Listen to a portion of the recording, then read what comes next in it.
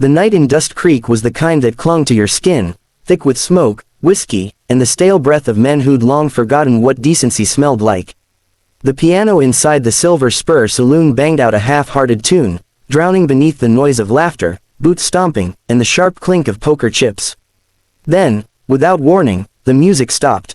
A woman's voice rose, shrill, desperate, and a glass shattered. Every head turned just in time to see two roughnecks drag a woman through the saloon doors. She fought, kicking, her dress tearing down one side as she was pulled into the street. The onlookers hesitated, torn between curiosity and fear. Nobody interfered. Nobody ever did in Dust Creek, not when it came to the likes of Bart Conley and Red Turner, men who'd broken bones and laws with equal ease. "You think you can cheat us, you thievin' whore?" Bart snarled, his voice cutting through the night like a whip. He shoved her hard, sending her sprawling into the dirt. Her head rolled away, revealing tangled chestnut hair and a face smeared with dust and tears. "I didn't cheat you," she rasped. "I told you, I don't even play cards." Red laughed, a harsh sound that made her flinch.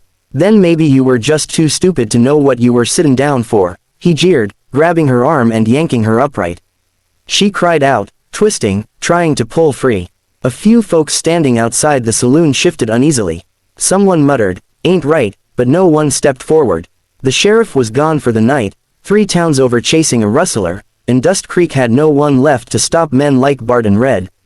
The woman's eyes darted frantically, searching for help, but found only faces turned away. Her voice cracked as she begged, "Please, let me go." Bart lifted his hand as if to strike her. That's when the sound came. Boots, slow, heavy, deliberate, crunching through gravel like the ticking of a clock counting down to something inevitable. The laughter faded, even the wind seemed to pause. A tall figure emerged from the alley across the street, a silhouette backlit by the orange glow of the saloon lanterns. A cowboy, broad-shouldered, long coat trailing behind him like a shadow. His hat was pulled low, his face half hidden, but the way he walked, calm, unhurried, made everyone straighten. He stopped a few paces from the scene, and for a long moment, nobody breathed. The woman's eyes widened in disbelief, as if she'd been praying for a miracle and one had just stepped out of the dark. "That's enough," the cowboy said, his voice low and steady, but with a weight that silenced the street. Bart turned, smirking. "Ain't your concern, friend," he spat. "We're just teaching this lady some manners." The cowboy didn't move, didn't blink. The wind tugged at his coat, and the faint jingle of spurs carried in the still air. "She's had enough lessons for one night," he said quietly. His hand hovered near his belt, not quite on his gun, but close enough that every man watching noticed. Red shifted his stance, unease flickering in his eyes. "You got no idea who you're talking to, stranger." The cowboy finally lifted his head, the lantern light catching the edge of his jaw. "Don't matter," he said. "I heard enough to know you're both about to make a mistake." Bart snorted, trying to mask the tremor in his tone. "You threatenin' us?" The cowboy's lips curved, not into a smile, but something colder. "Not yet." The silence that followed was thick enough to choke on.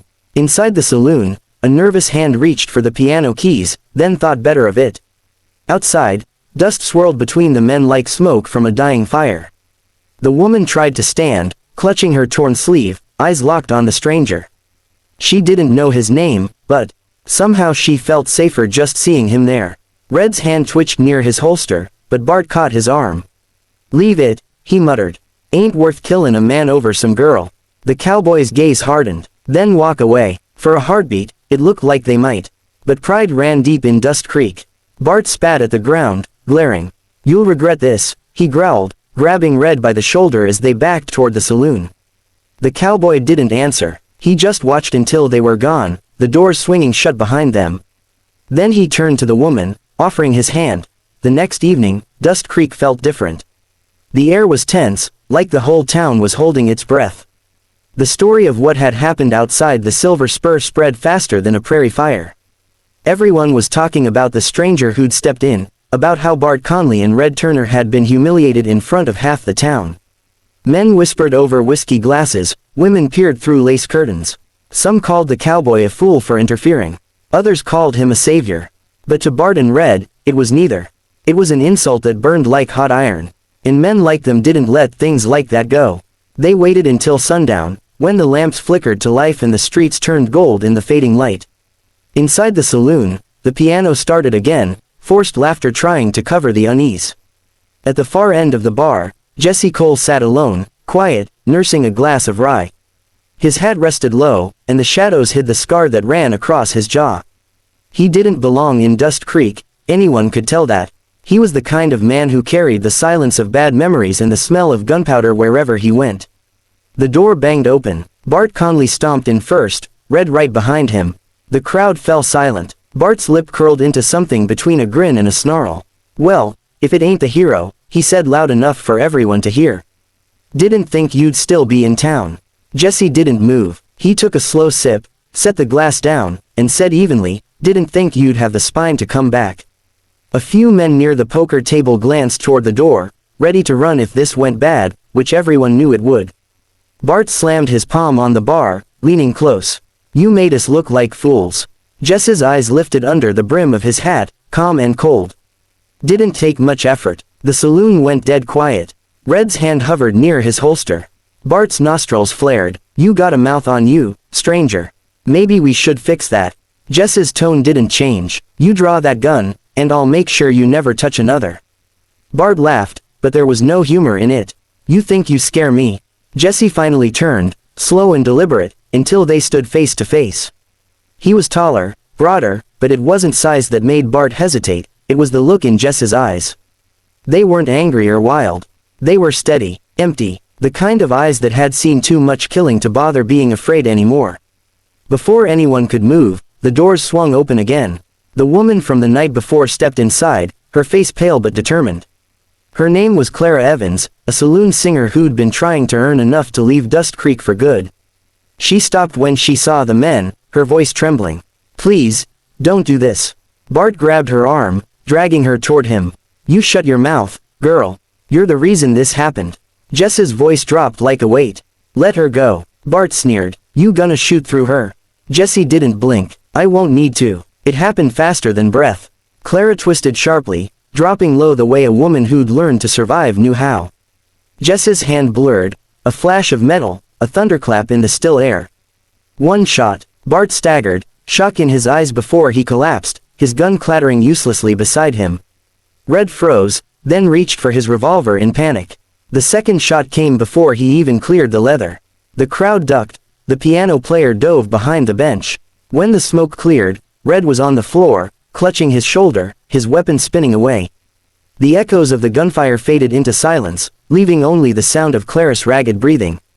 Jesse holstered his Colt, the metal gleaming briefly before disappearing beneath his coat. He walked toward Red, boots echoing on the floorboards. "You'll live," he said coldly. "Use that time to think about what kind of man you are." Red didn't answer. He just groaned, pressing a hand to his wound. Jesse turned to Clara. "You hurt?" She shook her head, tears streaking through the dust on her cheeks. "No, but why?"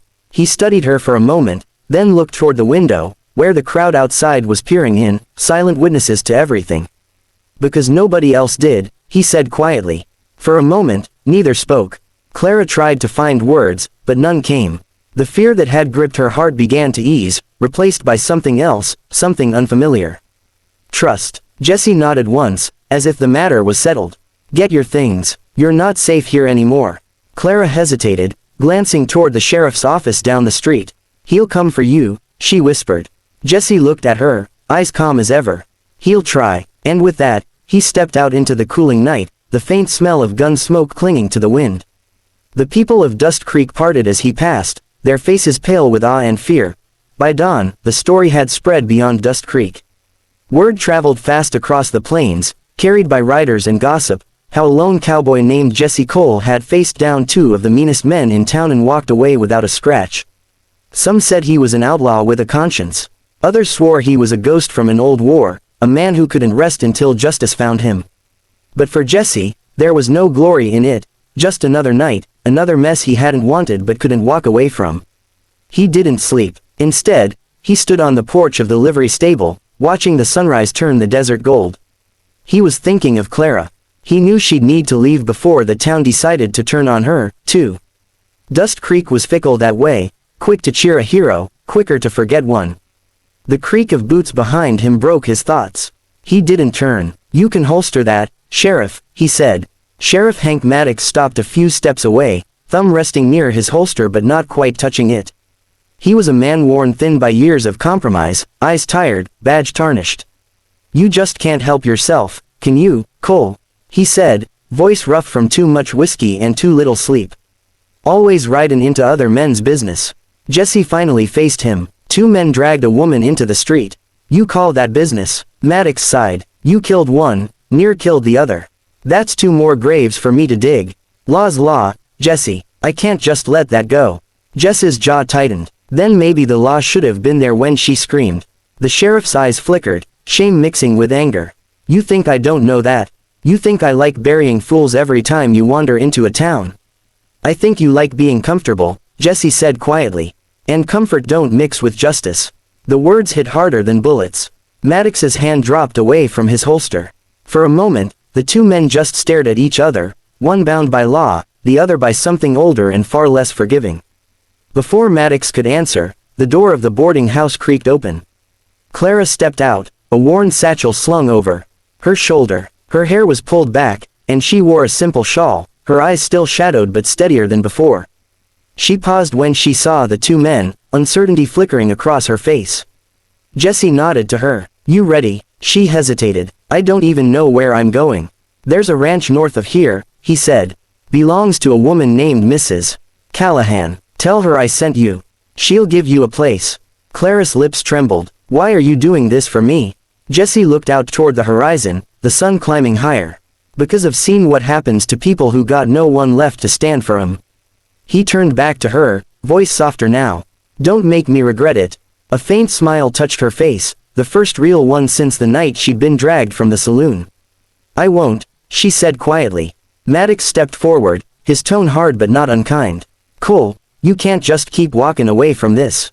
There's blood in that saloon. Folks'll want answers." Jesse fastened the strap on his saddle, his movements slow and deliberate. "You can tell 'em the truth," he said. "Two men drew on a woman. I stopped 'em, that's all." "You know they won't believe it that simple," the sheriff muttered.